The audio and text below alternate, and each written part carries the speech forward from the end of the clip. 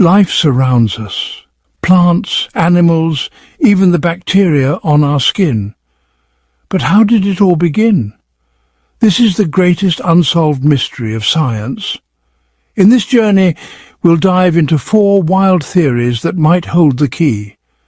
Every single living thing you see today, from the mighty oak tree outside your window to the microscopic organisms thriving in your gut, shares something profound.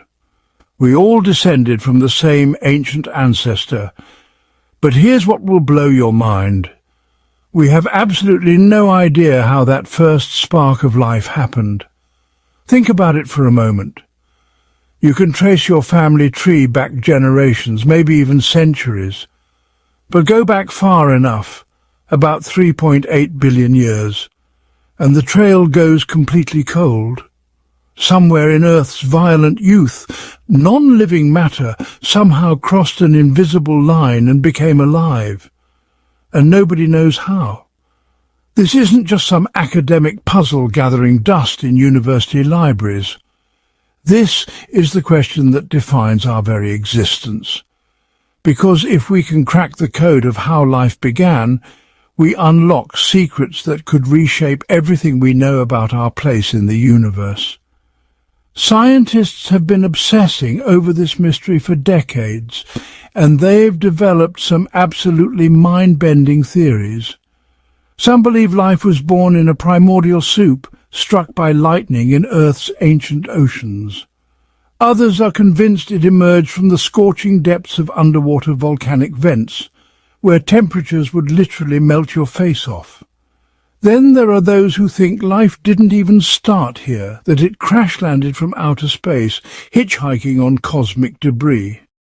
And perhaps the most elegant theory of all suggests that a single, remarkable molecule figured out how to copy itself, setting off a chain reaction that eventually led to you watching this video. Here's what makes this mystery so captivating. Each theory sounds completely crazy until you hear the evidence. And the evidence is extraordinary. We're talking about experiments that recreated Earth's primordial conditions in laboratory flasks and actually produced the building blocks of life. We're talking about the discovery of thriving ecosystems in places so extreme they seem like alien worlds. We're talking about meteorites that may have carried the seeds of life across the galaxy. And we're talking about a molecule so clever it can store information, build proteins, and replicate itself all at the same time. But here's the kicker. Despite all this incredible research, we still don't have a definitive answer. The origin of life remains one of the last great frontiers of human knowledge, right up there with the nature of consciousness and the possibility of other universes. What we do know is this. Roughly 4 billion years ago, our planet was a hellish place. The atmosphere was poisonous, the surface was bombarded by asteroids, and the oceans were more like a chemical soup than the blue waters we know today. Yet somehow, in this chaos, something extraordinary happened. Matter organized itself in a way that had never occurred before in the known universe. It began to metabolize, to reproduce, to evolve. That moment, whenever and however it happened, was the most important event in the history of our planet. Because everything that followed, from the first bacteria to the rise of complex life, from the age of dinosaurs to the emergence of human civilization, all of it traces back to that single mysterious beginning. The 4 theories we're about to explore aren't just scientific hypotheses, they're 4 different origin stories for every living thing on Earth. One of them might be correct. Maybe all of them contain pieces of the truth. Or perhaps the real answer is something we haven't even imagined yet. But here's what I can promise you. By the end of this journey, you'll never look at life the same way again. You'll see the incredible complexity hidden in the simplest organisms. You'll understand why finding life elsewhere in the universe is so challenging. And you'll appreciate just how miraculous it is that you're here, conscious and curious, pondering the very mystery of your own existence. So let's dive into the deep end of this scientific rabbit hole. Let's explore how a dead rock floating in space transformed into a living world. Let's investigate whether life was sparked by lightning, born in the ocean's depths, delivered by a cosmic visitor, or built by a forgotten molecule. The greatest detective story in science is about to begin. Chapter 1. Primordial Soup, the spark that ignited everything. The kitchen of life. 4.5 billion years ago, Earth was nothing like the world we know today. The atmosphere was a toxic cocktail of methane, ammonia, hydrogen, and water vapor, a mixture that would kill any modern organism in seconds. But this wasn't just any ordinary toxic environment. This was a planetary chemistry lab, operating at a scale we can barely comprehend. The oceans weren't the clear blue waters you see in nature documentaries. They were a murky, brownish brew filled with dissolved minerals, organic compounds and volcanic gases. Scientists call this the primordial soup, and it's the setting for perhaps the most famous theory about how life began. Here's what makes this theory so compelling. It suggests that life didn't need some miraculous intervention or cosmic accident. Instead, it emerged naturally from the chemical chaos of early Earth through a process we can actually test and observe in laboratories today. The basic idea is elegantly simple. Take a mixture of simple chemicals, the kind that would have been abundant on early Earth. Add energy in the form of lightning, ultraviolet radiation, or volcanic heat. Wait a very long time. And somehow, these non-living chemicals start organizing themselves into increasingly complex molecules, eventually crossing the threshold from chemistry to biology. But here's where it gets mind-bending. We're not just talking about a few isolated chemical reactions. We're talking about an entire planet serving as a gigantic reaction vessel for millions of years. Every ocean, every tide pool, every volcanic hot spring was potentially cooking up the ingredients for life simultaneously. The beauty of this theory lies in its inevitability. If the conditions were right and the chemistry was sound, then life didn't just happen by chance, it was bound to happen. The primordial soup theory suggests that given enough time and the right ingredients, the universe naturally tends towards increasing complexity and organization. The Miller-Urey breakthrough. In 1953, a young graduate student named Stanley Miller was about to change everything we thought we knew about the origin of life. Working under Harold Urey at the University of Chicago, Miller designed what would become one of the most famous experiments in the history of science. The setup was deceptively simple. Miller created a closed system of glass tubes and flasks filled with water, methane, ammonia, and hydrogen. The gases scientists believed made up Earth's early atmosphere. He then subjected this mixture to electrical sparks, simulating the lightning that would have been common on the storm-ravaged early Earth. What happened next shocked the scientific world. Within just 1 week, Miller's artificial primordial soup had produced amino acids. The fundamental building blocks of proteins, and proteins are the workhorses of all living cells. The experiment had essentially created life's raw materials from scratch, but the implications went far beyond just making amino acids. Miller had demonstrated that the gap between non-living chemistry and the chemistry of life wasn't as vast as everyone had assumed. The experiment suggested that nature could have performed the same trick on a planetary scale, turning Earth's early oceans into a vast laboratory for creating increasingly complex organic molecules. The Miller-Urey experiment became a cornerstone of origin of life research because it proved that spontaneous chemical evolution wasn't just theoretically possible, it was practically inevitable under the right conditions. The experiment has been repeated thousands of times with variations, and researchers have succeeded in creating not just amino acids, but sugars, fatty acids, and even the nucleotide bases that make up DNA and RNA. Here's what makes this discovery so profound. It means that the basic chemistry of life isn't unique or special. Given the right conditions, the universe seems to have a built-in tendency to create the molecular building blocks of biology. This suggests that life might not be a rare cosmic accident, but rather a natural consequence of chemistry and physics operating over long periods of time. Lightning as the trigger. Lightning might seem like a destructive force, but in the context of early Earth, it was potentially the most creative force in the universe.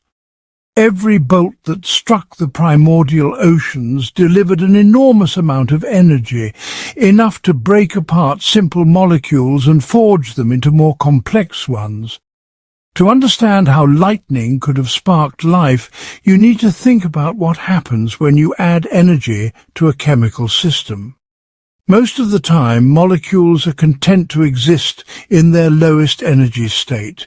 It's like rolling a ball to the bottom of a hill. But when you add energy, you can push that ball up the hill, forcing it into higher energy states where it becomes much more reactive. Lightning doesn't just add energy, it adds the right kind of energy. The electrical discharge creates temperatures of about 30,000 degrees Celsius, 5 times hotter than the surface of the sun. But this intense heat lasts for only microseconds, just long enough to break chemical bonds and create highly reactive fragments that can then combine in new ways as they cool. The early Earth was a lightning factory. Without the ozone layer to protect the surface, ultraviolet radiation from the sun would have created the perfect conditions for electrical storms. The atmosphere was thick with water vapor, volcanic gases and dust particles, all the ingredients needed for spectacular lightning displays that would have made modern thunderstorms look like gentle rain showers. But here's the truly elegant part. Lightning wasn't just randomly zapping the oceans. It was selectively creating the kinds of molecules that could lead to life. The electrical discharges were particularly good at forming carbon-nitrogen bonds, which are essential for amino acids, and carbon-carbon bonds, which form the backbone of all organic molecules. Recent research has shown that lightning can create even more complex molecules than Miller and Urey originally demonstrated. Scientists have found that electrical discharges can produce not just amino acids, but also the precursors to DNA and RNA, the fatty acids needed for cell membranes, and even simple sugars that could serve as energy sources for the first living systems. The lightning theory suggests that life wasn't born in some gentle, nurturing environment.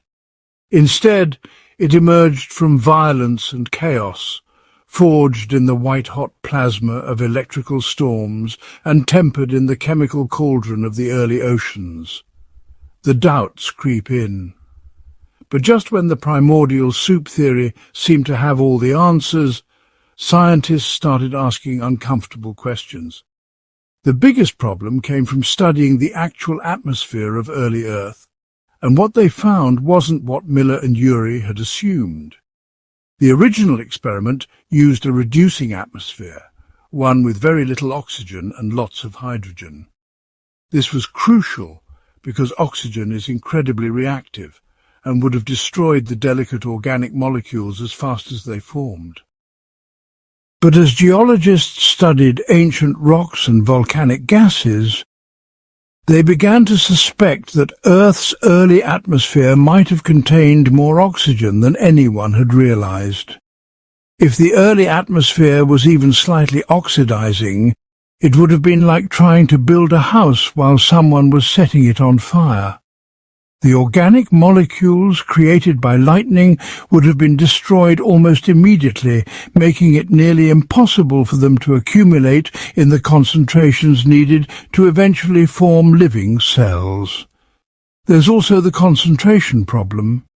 Even if the early oceans were full of amino acids and other organic molecules, they would have been incredibly dilute, like trying to make soup with a few molecules scattered throughout an entire ocean. For life to emerge, these molecules would need to concentrate somehow, and scientists struggled to explain how this could happen in the vast, well-mixed oceans of early Earth. Then there's the chirality puzzle. Living organisms use only left-handed amino acids and right-handed sugars, but chemical reactions typically produce equal mixtures of both left and right-handed versions. The Miller-Urey experiment created both types, but life somehow selected only one. This suggests that something more than random chemistry was involved in the origin of life. Modern versions of the primordial soup theory have evolved to address these concerns. Scientists now think that life might have emerged in smaller, more concentrated environments like tide pools, volcanic hot springs, or mineral surfaces that could have acted as catalysts and concentrators for organic molecules. The soup might not have been a planetary ocean after all. Instead, it might have been countless smaller soups, each one a potential birthplace for life, scattered across the surface of the early Earth like millions of tiny laboratories, each one experimenting with different combinations of molecules and energy sources. But even with these modifications, the primordial soup theory faces serious challenges.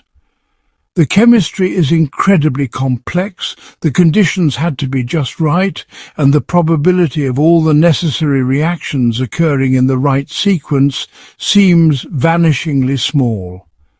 This has led many scientists to look elsewhere for the origin of life.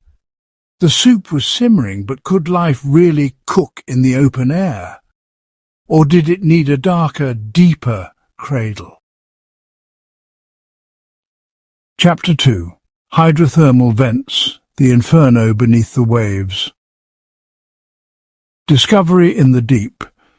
Deep beneath the Atlantic Ocean, where sunlight has never touched the seafloor, something extraordinary was brewing.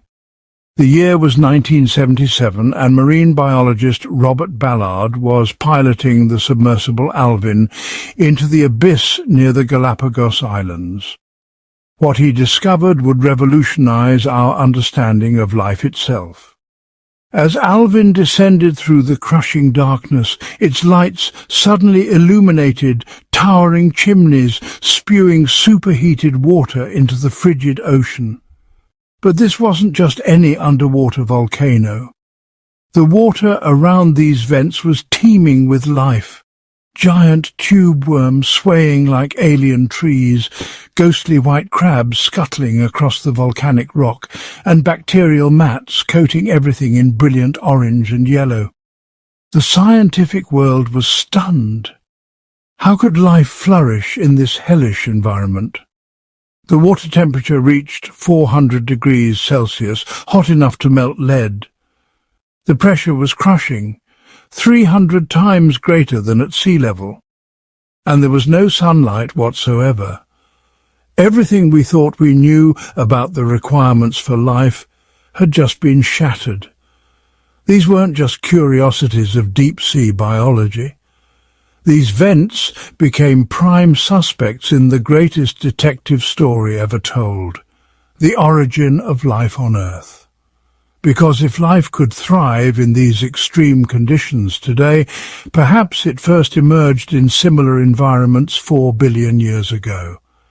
A chemical cauldron. To understand why hydrothermal vents became such compelling candidates for life's birthplace, we need to dive into the chemistry happening at these underwater oases. Think of each vent as a massive chemical reactor, where seawater meets the Earth's molten interior in a spectacular display of molecular transformation. When seawater seeps down through cracks in the ocean floor, it encounters rock heated by magma chambers below. This isn't just any heating process, it's a complete chemical makeover. The water becomes supercharged with dissolved minerals, hydrogen sulfide, methane, ammonia, and crucially, molecular hydrogen. These aren't just random chemicals, they're the exact ingredients that many scientists believe were essential for life's first steps. Recent NASA research has shown that under extreme pressure, fluid from these ancient seafloor cracks mixed with ocean water could have reacted with minerals from the hydrothermal vents to produce organic molecules, the building blocks that compose nearly all life on Earth. The process works like this. Hydrogen gas, abundant at these vents, can drive chemical reactions that force carbon dioxide to form more complex organic compounds. It's essentially nature's way of cooking up life's ingredients. But here's where it gets really fascinating. There are striking parallels between the chemistry of the hydrogen-carbon dioxide redox couple that is present in hydrothermal systems and the core energy metabolic reactions of some modern prokaryotic organisms. This isn't coincidence. It's potentially evidence that life learned its most fundamental tricks at these underwater furnaces. The mineral-rich environment provides something that the primordial soup theory struggled to explain: concentrated reactants in a confined space.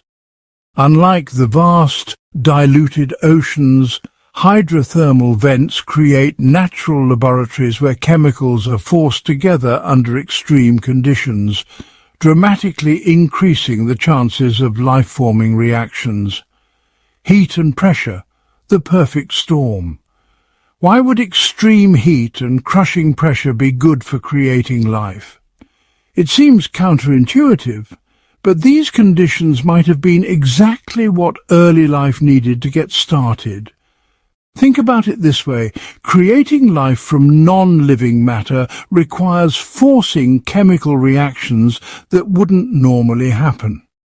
You need energy to overcome the barriers that keep simple molecules simple. The temperatures at hydrothermal vents, while extreme, exist in a perfect gradient. At the hottest points near the vent opening, water reaches temperatures that would destroy any known life form. But as this superheated water mixes with the frigid deep ocean, it creates a spectrum of temperatures, from scorching hot to pleasantly warm by microbial standards. The waters from these vents can be heated up to approximately 200 degrees Celsius, but their waters do not come into close contact with the extremely hot volcanic activity. This creates what scientists call the Goldilocks zone of hydrothermal chemistry. Hot enough to drive complex reactions, but not so hot as to destroy the delicate molecules being formed. The pressure is equally crucial. At depths of 2,000 meters or more, the crushing weight of the ocean above creates conditions where chemical reactions can proceed in ways impossible at the surface. High pressure can force molecules together, making bonds that would never form under normal conditions. It's like having a molecular vice that squeezes reactants together until they have no choice but to combine. Recent experiments have confirmed this principle. When researchers recreate ancient hydrothermal conditions in the laboratory, high pressure, high temperature and the right chemical cocktail, they consistently produce organic molecules. Not just any organic molecules, but the specific types that form the backbone of life as we know it. The extreme life connection.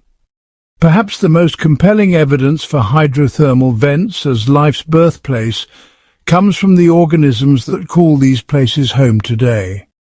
These aren't just survivors, they're thrivers, and their biochemistry reads like an instruction manual for life in extreme conditions. Chemosynthetic bacteria found in these communities use the toxic hydrogen sulfide released by hydrothermal vents to convert carbon dioxide into organic carbon molecules. These form the building blocks to all life on Earth.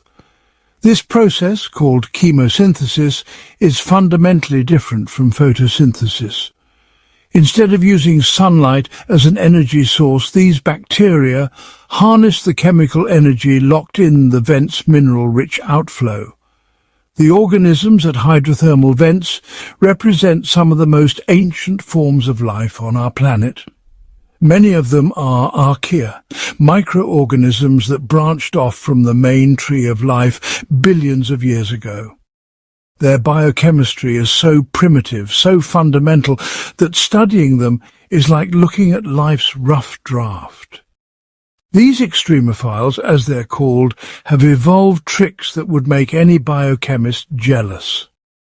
They've developed enzymes that function at temperatures that would cook most proteins. They've learned to extract energy from chemicals that would poison ordinary life forms. Most remarkably, they've figured out how to thrive in environments that closely mirror what Earth was like 4 billion years ago. The diversity of life at hydrothermal vents tells us something profound about life's adaptability. We find bacteria that eat methane, archaea that breathe sulfur, and complex organisms that have formed symbiotic relationships with chemosynthetic microbes. This isn't just adaptation, it's a showcase of life's infinite creativity when given the right chemical playground. Researchers examining 3.5 billion-year-old hydrothermal vent sediments have discovered clues about the origin and early evolution of life. These ancient deposits contain chemical signatures that match what we see at modern vents, suggesting that this type of environment has been nurturing life for most of Earth's history. But there's an even more intriguing connection. The metabolic pathways used by vent organisms are remarkably similar to what scientists believe were the first biochemical processes on Earth.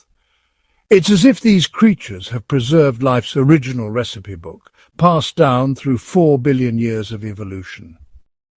The alkaline vents, like those found at the Lost City hydrothermal field in the Atlantic, present an even more compelling case. Since their discovery, deep-sea hydrothermal vents have been suggested as the birthplace of life, particularly alkaline vents like those found at the Lost City field in the mid-Atlantic. Hydrocarbons, molecules critical to life, are being generated by the simple interaction of seawater with the rocks under the Lost City hydrothermal vent field in the mid-Atlantic Ocean. Being able to produce building blocks of life makes Lost City-like vents even stronger contenders as places where life might have originated on Earth. These alkaline vents operate on a completely different principle than their volcanic cousins.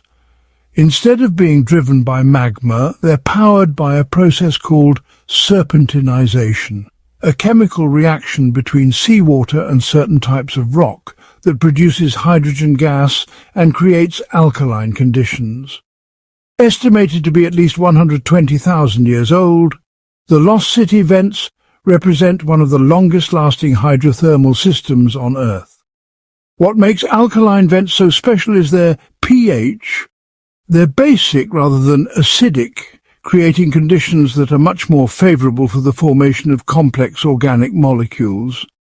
The white towering chimneys of Lost City, rich in calcium carbonate and forming tall, white chimney-like structures, create natural compartments where chemical reactions can proceed in isolation, like nature's own test tubes. The evidence from hydrothermal vents paints a picture of life's origin that's both violent and nurturing. These underwater furnaces provided the energy, the chemistry, and the protected environments that simple molecules needed to take their first steps toward complexity. They weren't just witness to life's beginning, they were its midwife, guiding the transformation from chemistry to biology in the crushing depths of the ancient ocean. But if life really did begin in these underwater infernos, how did it make the journey to the surface world we know today? And what does this tell us about the possibility of life elsewhere in the universe? The answers may lie not just in Earth's depths, but in the alien oceans that might exist beneath the ice of distant moons. Life from Earth's fiery depths makes sense. But what if the ingredients didn't come from Earth at all? Chapter 3. Panspermia, Hitchhikers from the Stars. What if I told you that you might be an alien? Not in the way science fiction imagines, but in the most profound scientific sense possible. Every atom in your body, every molecule that makes you who you are, could have travelled billions of miles through the frozen vacuum of space before arriving on this pale blue dot we call home. This isn't fantasy. This is panspermia, one of the most audacious theories in all of science. The word itself comes from Greek, meaning seeds everywhere, and it suggests something that would fundamentally change how we see ourselves and our place in the universe. It proposes that life didn't start here on Earth at all. Instead, life, or its essential building blocks, hitchhiked across the cosmos, surviving a journey so brutal that it should have been impossible. Think about what this means. If panspermia is correct, then life isn't rare in the universe. It's not a miraculous accident that happened once on a single planet. Instead, life is a cosmic phenomenon spreading from world to world like dandelion seeds carried on an interstellar wind. We wouldn't be alone. We'd be part of a vast interconnected web of life that spans the galaxy. Clues in the cosmos. The story begins in the most unlikely place imaginable, a potato field in Antarctica. It's 1984 and scientists are searching for meteorites in the pristine ice. What they find changes everything. A small, unremarkable rock that will become known as ALH 84001. But this isn't just any rock. This is a piece of Mars that was blasted off the red planet by an asteroid impact 16 million years ago, wandering through space until it finally crashed into Earth's ice 13,000 years ago. When scientists slice open ALH 84001 and peer inside with powerful microscopes, they see something extraordinary. Tiny structures that look remarkably like fossilized bacteria. Not just any bacteria, but bacteria that could have lived on ancient Mars when it was warm and wet billions of years ago. The implications are staggering. If these really are Martian microbes, then we're not just looking at evidence of life beyond Earth. We're looking at proof that life can survive the journey between worlds. The scientific community erupts in debate. Some researchers are convinced these are genuine fossils, biological signatures of ancient Martian life. Others argue they're just mineral formations that happen to look biological. The controversy rages for years, with evidence piling up on both sides. But here's what nobody disputes. Organic compounds, the carbon-based molecules that form the foundation of life, are definitely present in meteorites from Mars. This discovery opens a door that can never be closed. If organic compounds can survive the violent ejection from Mars, the million-year journey through space, and the fiery plunge through Earth's atmosphere, then maybe life itself could make the same journey. Maybe it already has. But Mars isn't the only place sending us messages. Meteorites from all over the solar system rain down on Earth every day, and when we analyze them, we find something remarkable. They're loaded with organic compounds. Amino acids, the building blocks of proteins. nucleotides, the components of DNA and RNA, even more complex molecules that play crucial roles in living cells. The Murchison meteorite, which fell in Australia in 1969, contains over 70 different amino acids. Only 8 of these are found in Earth life, which means the others came from somewhere else entirely.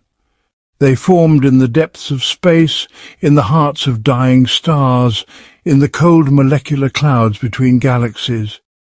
And they've been raining down on Earth for billions of years. Survivors of space. Now comes the crucial question. Could actual living organisms survive the journey between worlds? To answer this, we need to understand just how hostile space really is. There's no air, no water, no protection from radiation. Temperatures swing from hundreds of degrees above zero to hundreds of degrees below zero. The vacuum of space would make your blood boil and your cells explode. It's about as far from a nurturing environment as you can imagine. And yet, life finds a way. Meet the tardigrade, quite possibly the toughest creature on Earth. These microscopic animals, also called water bears, can survive conditions that would kill almost anything else.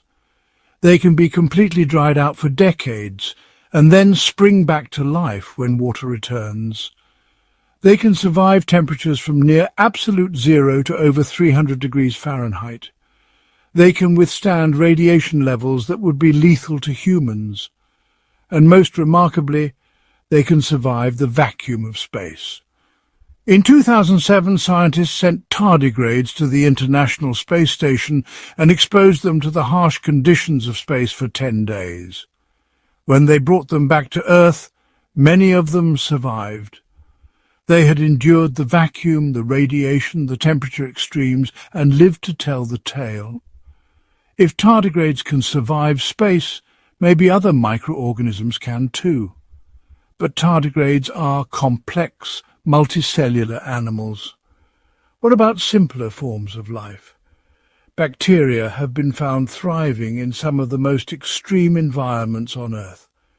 They live in boiling hot springs, in the acidic stomachs of animals, in the frozen wastes of Antarctica, in the depths of the ocean where pressure would crush a human instantly. Some bacteria can even survive direct exposure to radiation levels that would sterilize most environments. The key is something called cryptobiosis, a state of suspended animation where life processes slow down to almost nothing. In this state, organisms can survive for incredibly long periods without food, water, or even oxygen. Some bacteria have been revived after being frozen in ice for millions of years. Others have survived in the vacuum of space for months at a time. Recent experiments have shown that certain bacteria can survive not just the vacuum of space, but also the kind of radiation bombardment they would experience during an interstellar journey. They do this by going into a dormant state, essentially shutting down all non-essential processes and waiting for better conditions. The galactic seed theory. But panspermia comes in different flavors, and the most intriguing version suggests that life's journey between worlds might not be random at all. What if an advanced civilization deliberately seeded planets with life? This is called directed panspermia, and it was seriously proposed by Francis Crick, the co-discoverer of DNA's structure, and Leslie Orgel, a respected origin-of-life researcher. The idea is both simple and profound. An alien civilization, perhaps facing the death of their home star, decides to preserve life by sending it to suitable planets throughout the galaxy. They would package microorganisms or even just genetic material in special spacecraft designed to survive the journey between stars. These biological seeds would land on promising worlds and begin the long process of evolution all over again. Crick and Orgel weren't proposing this as science fiction. They were addressing a real scientific problem, the apparent complexity of even the simplest living cells. They argued that the probability of life emerging spontaneously from non-living matter might be so low that it could only happen once in a galaxy. But once it happened, that life could spread to millions of other worlds. The evidence for directed panspermia is largely circumstantial, but it's intriguing. The genetic code that all life on Earth shares is remarkably efficient and error-resistant. Some scientists argue it's too perfect to have arisen by chance. The speed with which life appeared on Earth after the planet became habitable is also surprising. Geological evidence suggests that life emerged almost as soon as conditions allowed, which might indicate that the seeds were already here, waiting. There's also the curious fact that all life on Earth is based on the same fundamental chemistry. Every living thing, from bacteria to blue whales, uses the same genetic code, the same amino acids, the same basic cellular machinery. This could be evidence that all life descended from a single common ancestor, or it could suggest that life arrived on Earth as a complete package, already equipped with its sophisticated molecular tools. Life beyond Earth. Panspermia doesn't just change how we think about life's origins on Earth. It transforms our entire perspective on life in the universe. Here, if life can travel between worlds, then the discovery of life on one planet becomes evidence for life throughout the galaxy. Every habitable world becomes a potential stepping stone for life's cosmic journey. The search for extraterrestrial life takes on new urgency and new meaning. When we look for life on Mars, we're not just asking whether life could arise independently on another world. We're asking whether life has already made the journey from world to world, possibly multiple times. When we search for life on the moons of Jupiter and Saturn, we're looking for evidence of a phenomenon that could span the entire galaxy. Recent discoveries have made panspermia seem more plausible than ever. We now know that potentially habitable planets are common throughout the galaxy. The Kepler Space Telescope has found thousands of exoplanets, many of them in the habitable zone where liquid water could exist. If life can travel between worlds, then each of these planets represents a potential home for life. We've also discovered that the building blocks of life are everywhere in space. The same organic compounds we find in meteorites have been detected in the atmospheres of exoplanets, in the disks of gas and dust around young stars, even in the vast molecular clouds between galaxies. The universe seems to be teeming with the raw materials for life. But perhaps the most compelling evidence comes from our growing understanding of how resilient life can be. Every time we think we've found the limits of life's endurance, some organism proves us wrong. Life thrives in environments that were once thought to be completely sterile. It survives conditions that should be lethal. It finds ways to persist in the most unlikely places. If panspermia is correct, then we're not just studying the origin of life on Earth. We're studying the origin of life everywhere. We are part of a cosmic story that began billions of years ago and continues today. Every meteor that burns up in our atmosphere, every comet that passes through our solar system, every grain of interstellar dust that settles on our planet could be carrying the seeds of life. The implications are staggering. We might not be alone in the universe. We might be part of a vast community of life that spans the galaxy. And if we ever develop the technology to travel to other stars, we might find that life has already beaten us there, having made the journey long ago aboard cosmic hitchhikers that we're only now beginning to understand. This is the promise and the mystery of panspermia. It suggests that life is not a rare accident, but a cosmic imperative. It's a theory that turns us all into aliens, immigrants from the stars, children of a universe that is far more alive than we ever dared to imagine. Chapter 4.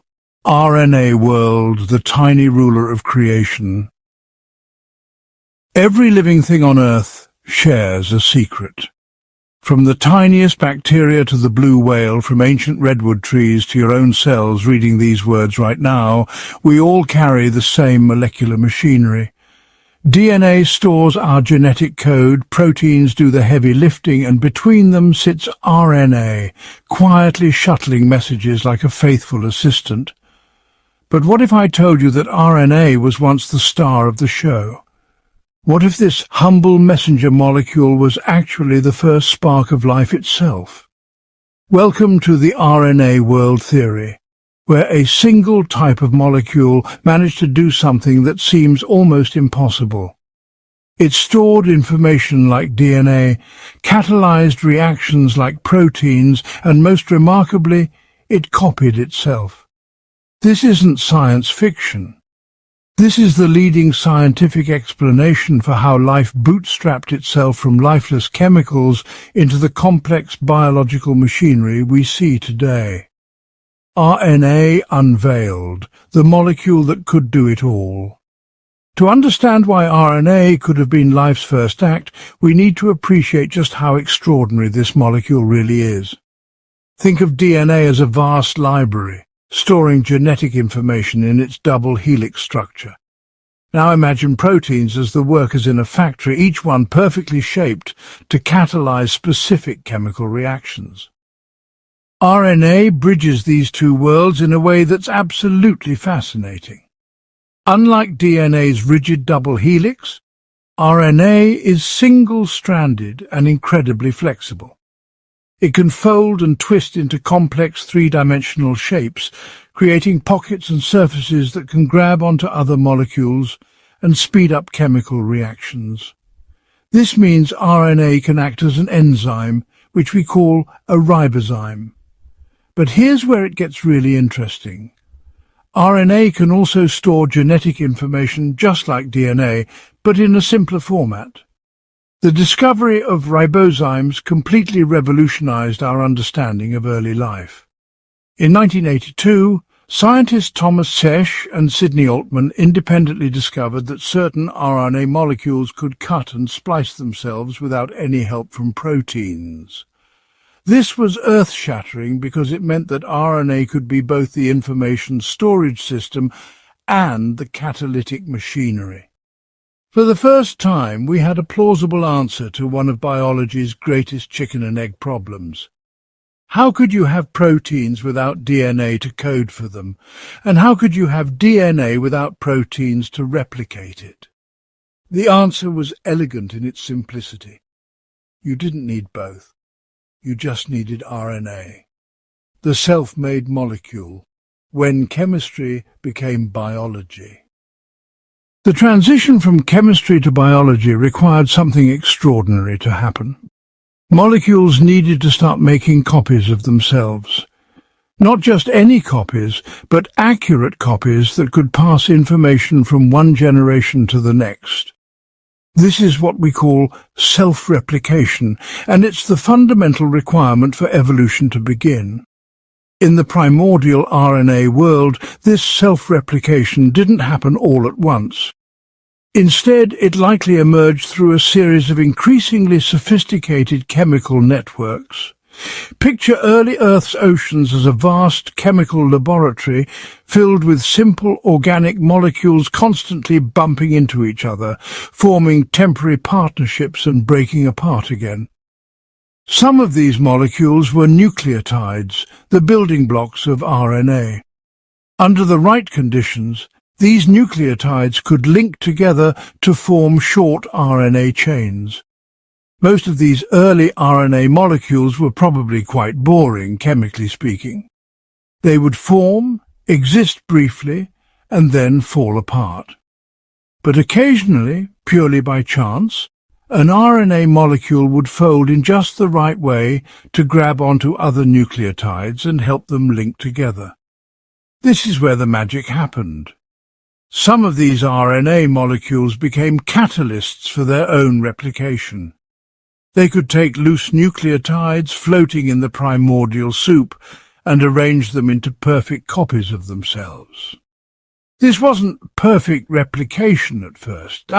There were mistakes, variations, and plenty of failures. But that was actually crucial because those mistakes created the raw material for evolution. Modern laboratory experiments have shown us that this isn't just theoretical. Scientists have created RNA molecules that can evolve in real time, developing new capabilities over just a few hours or days. In one famous experiment, researchers started with a random mix of RNA sequences and, through repeated cycles of replication and selection, evolved RNA molecules that could bind to specific targets with remarkable precision. Building the bridge, the great transition. The RNA world wasn't the end of the story, it was the beginning. As these self-replicating RNA systems became more sophisticated, they faced increasing evolutionary pressure to become more efficient, more accurate, and more complex. This is where the story gets really fascinating, because it shows us how life might have transitioned from simple RNA replicators to the complex DNA protein world we know today. DNA emerged as the ultimate information storage molecule.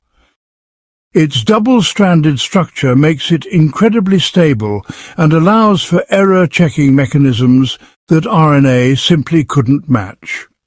When an RNA molecule makes a mistake during replication, that mistake is often permanent. But DNA's double helix allows cells to detect and correct errors, making genetic information far more reliable across generations. Meanwhile, proteins evolved to become the ultimate molecular machines. While RNA can fold into enzymatic shapes, proteins have 20 different amino acid building blocks compared to RNA's 4 nucleotides. This gives proteins an almost limitless variety of possible shapes and functions. They can be incredibly specific catalysts, structural components, or molecular motors that dwarf anything RNA could accomplish alone. But here's the beautiful part. RNA didn't disappear. It became the crucial intermediary between DNA and proteins. Today, every time your cells make a protein, they first transcribe the DNA code into RNA, which then serves as the template for protein synthesis. RNA is still absolutely essential to life, but now it works as part of a sophisticated 3-molecule system. This transition explains one of the most puzzling aspects of modern biology. Why do we still use RNA for so many crucial processes? The ribosome, the cellular machine that makes proteins, is essentially a giant ribozyme. The catalytic core that actually links amino acids together is made entirely of RNA, not protein. Transfer RNA molecules carry amino acids to the ribosome, and messenger RNA carries the genetic code from DNA. It's as if modern cells still remember their RNA origins. The evidence grows from theory to scientific consensus. What started as an intriguing hypothesis has become the leading scientific theory for life's origins, supported by a growing mountain of evidence. The discovery of ribozymes was just the beginning. Scientists have since found that RNA plays catalytic roles in processes from protein synthesis to gene regulation to chromosome maintenance. One of the most compelling pieces of evidence comes from studying the ribosome itself. This massive molecular machine is responsible for translating genetic information into proteins in every living cell. When scientists finally determined the ribosome's structure in atomic detail, they discovered something remarkable. The most crucial parts of the ribosome, the parts that actually catalyze protein synthesis, are made entirely of RNA. This suggests that protein synthesis, one of the most fundamental processes in biology, evolved from an RNA-based system. The proteins that surround the ribosome's RNA core appear to be later additions, helping to stabilize and regulate the ancient RNA machinery but not replacing it. Another crucial discovery came from studying viruses. Some of the simplest viruses are essentially just RNA molecules wrapped in a protein coat. These RNA viruses can replicate themselves using only RNA-based enzymes, showing us that RNA-based life forms still exist today. While these viruses depend on host cells for resources, they demonstrate that RNA can still serve as the sole genetic material for functioning biological systems. Laboratory experiments have also shown that RNA can evolve new functions with surprising speed. Scientists have created RNA molecules that can bind to specific targets, catalyze new types of chemical reactions, and even develop resistance to antibiotics. This rapid evolution suggests that early RNA systems could have quickly diversified into the complex molecular networks needed for primitive life. Perhaps most importantly, scientists have begun to understand how RNA itself might have emerged from simpler chemicals. While we still don't know exactly how the first RNA molecules formed, researchers have identified plausible pathways for nucleotide synthesis under early Earth conditions. They've also shown that certain mineral surfaces can catalyze RNA formation and even help protect RNA molecules from degradation. The RNA world theory doesn't just explain how life began. It provides a framework for understanding how complexity can emerge from simplicity through natural processes. It shows us that the sophisticated molecular machinery of modern cells didn't appear all at once, but evolved gradually from simpler systems that we can still observe and study today. As we continue to probe the mysteries of life's origins, RNA remains at the center of our understanding.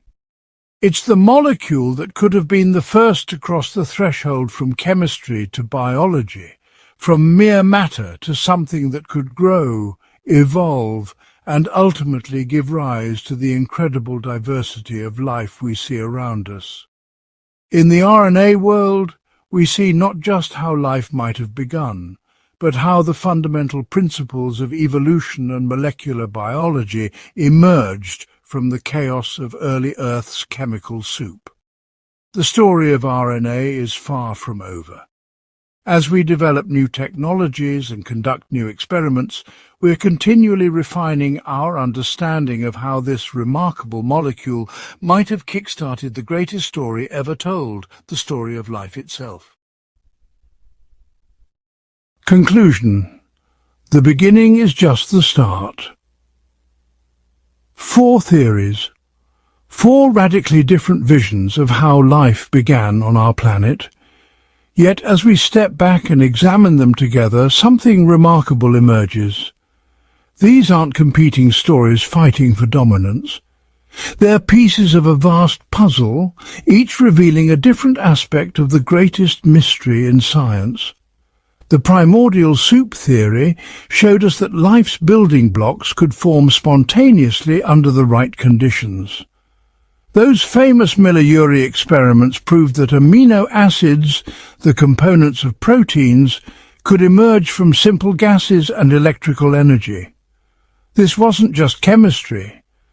This was the first hint that the universe itself might be biased toward complexity, toward the emergence of life. The hydrothermal vents theory expanded our understanding of where life could begin. Those alien worlds at the bottom of our oceans, with their scorching temperatures and toxic chemicals, revealed that life doesn't need gentle conditions to emerge. Instead, it might thrive in the very environments we once thought were most hostile. The discovery of extremophiles, Organisms that live in conditions that would instantly kill most life forms showed us that our assumptions about life's requirements were far too narrow. Panspermia forced us to think beyond Earth entirely. The idea that life's ingredients, or even life itself, might have arrived from space doesn't diminish the miracle of life.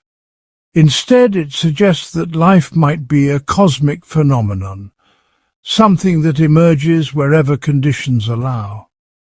Every meteorite that crashes into Earth, every comet that streaks across our sky, might be carrying the seeds of life between the stars. And the RNA world theory gave us a mechanism, a way to understand how lifeless chemicals could bootstrap themselves into the complex information processing systems we call living things. RNA showed us that the chicken and egg problem of early life, the question of how you could have proteins without DNA or DNA without proteins, had an elegant solution.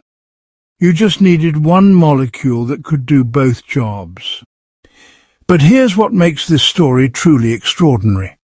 These theories don't just explain the past. They're reshaping our understanding of life's future. As we speak, scientists are working to create synthetic life in laboratories using the principles we've learned from studying life's origins. They're designing new forms of RNA that can evolve and adapt in real time. They're exploring how life might emerge on other worlds, guided by the lessons learned from hydrothermal vents and extremophiles. The search for life beyond Earth has been transformed by these theories. When we look for signs of life on Mars, we're not just looking for little green men. We're looking for the chemical signatures that these theories predict. When we study the icy moons of Jupiter and Saturn, we're wondering if hydrothermal vents beneath their frozen surfaces might harbour the same kind of life-generating chemistry we've discovered in our own oceans. Perhaps most remarkably, we're beginning to understand that the emergence of life might not be a rare accident. The more we learn about the chemistry of early Earth, the more we realize that the building blocks of life form readily under a wide range of conditions. The universe appears to be filled with the raw materials for life. Carbon, hydrogen, oxygen, nitrogen, phosphorus and sulfur exist in abundance throughout the cosmos. The chemical reactions that create amino acids, nucleotides and other biological molecules happen naturally in space, in the atmospheres of planets and in the depths of oceans. This suggests something profound about our place in the universe. We might not be alone. The same processes that gave rise to life on Earth might be happening right now on countless other worlds. The RNA molecules that first learned to copy themselves billions of years ago might have cousins evolving on distant planets we'll never see. But even as we expand our search for life beyond Earth, the fundamental questions remain as mysterious as ever. How did non-living matter first cross the threshold into something we would recognize as alive? What was the exact sequence of events that led from simple chemicals to self-replicating systems? How did the first primitive cells develop the sophisticated molecular machinery we see in modern life? These questions drive some of the most exciting research in modern science. Scientists are recreating the conditions of early Earth in laboratories, watching as simple molecules spontaneously organize into complex systems. They're studying the molecular fossils embedded in our own cells, looking for clues about our earliest ancestors. They're even designing new forms of life from scratch, testing our theories about what's possible and what's necessary for life to emerge. The story of life's origins is still being written. Every new discovery, every successful experiment, every theoretical breakthrough adds another piece to the puzzle. We're living through a golden age of origin of life research, where the tools of molecular biology, computational chemistry, and space exploration are converging to give us unprecedented insights into how life began. What we've learned is that life isn't fragile. It's not a delicate flower that could only bloom under perfect conditions. Life is resilient, adaptable, and perhaps even inevitable. It emerged from the chaos of early Earth and has since colonized every available habitat on our planet. It survives in boiling water and freezing ice, in acidic pools and radioactive waste, in the deepest ocean trenches and the highest mountain peaks. This resilience gives us hope as we face the challenges of the future. If life could emerge from the hostile conditions of early Earth, if it could survive mass extinctions and environmental catastrophes, then perhaps it can survive the changes we're bringing to our planet today. More importantly, understanding how life began helps us appreciate how precious and remarkable it truly is.